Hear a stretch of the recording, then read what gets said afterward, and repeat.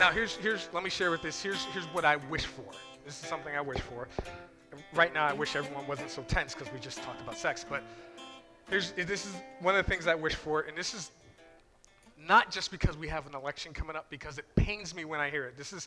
I wish that we the people, that term we the people, that we actually knew how much of a part God played in founding we the people.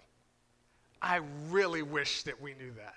I really wish that all of the Americans, even the ones that say, okay, I don't want to follow your God, hey, that's okay, but I wish you knew how much of a part our God played in founding this nation.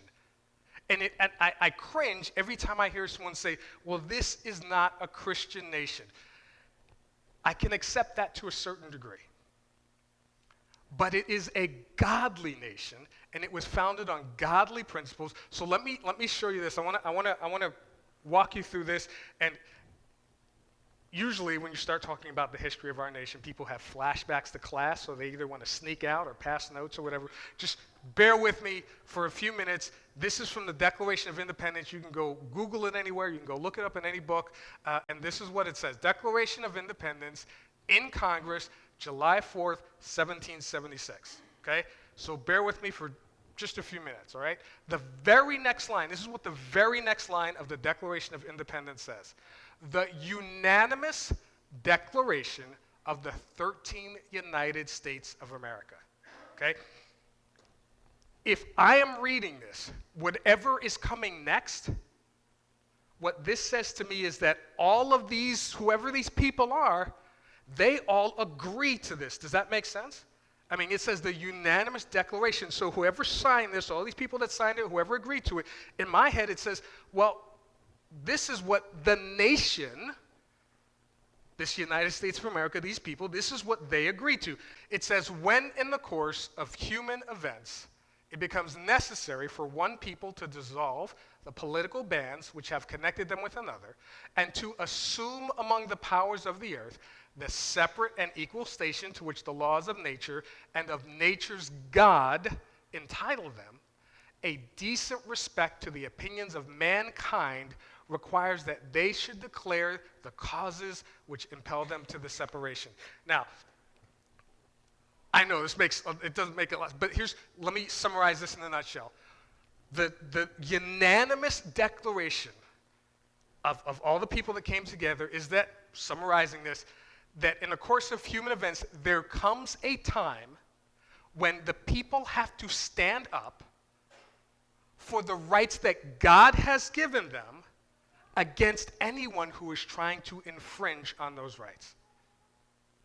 So these 13 states, these United States of America, they acknowledge that God entitled them to certain rights. Now, here's the very next thing that it says, okay? It says this. It says, we hold these truths to be self-evident that all men are created equal, that they are endowed by their Creator with certain unalienable rights,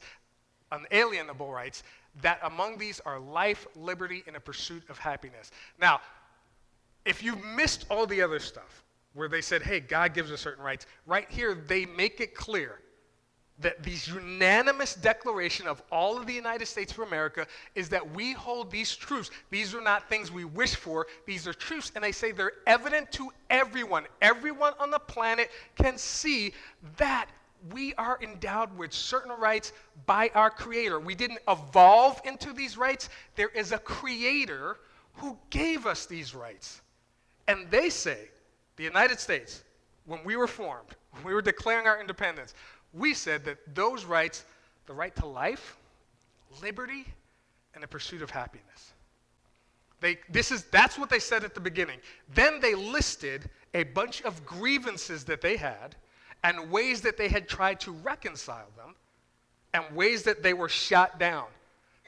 Okay? So I'm skipping the whole middle. That's how they began, declaring, hey, God gives us these rights. It's evident to everyone. These are truths. These are facts.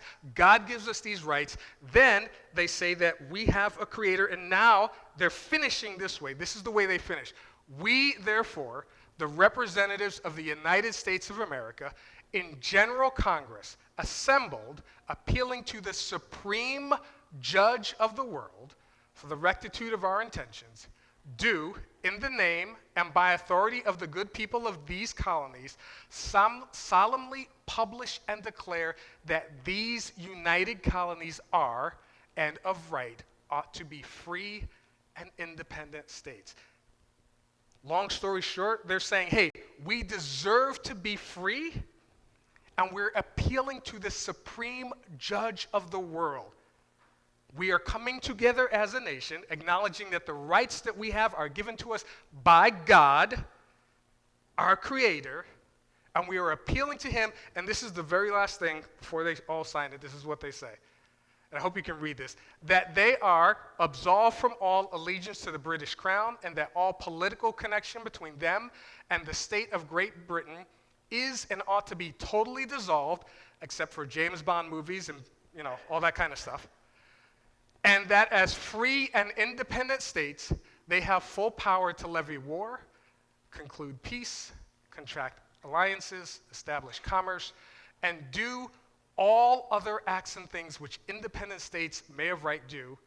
And for the support of this declaration, and this is so cool, the whole reason we're able to make this declaration, we're doing it for support of this declaration with a firm reliance on the protection of divine providence. We mutually pledge to each other our lives, our fortunes, and our sacred honor.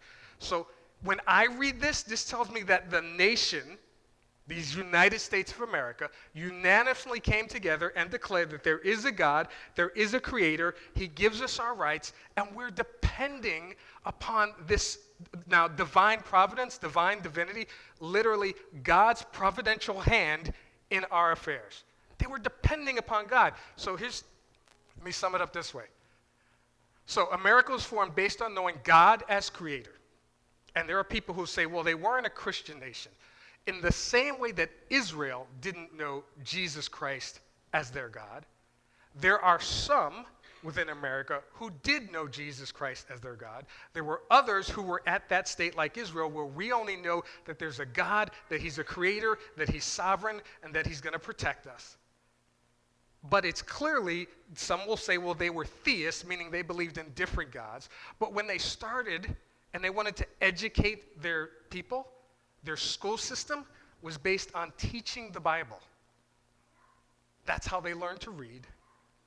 They learned the principles of the Bible. They learned the 10 Commandments. So it wasn't like they had Muhammad as their God or some other God. They had the God of the Bible as their God. Now, so it was started with knowing God as Creator, God as Supreme Judge. They said He is our Supreme Judge. We're not accountable to anyone else, any other nation, but we are accountable to God. And it was started with knowing God as their protector.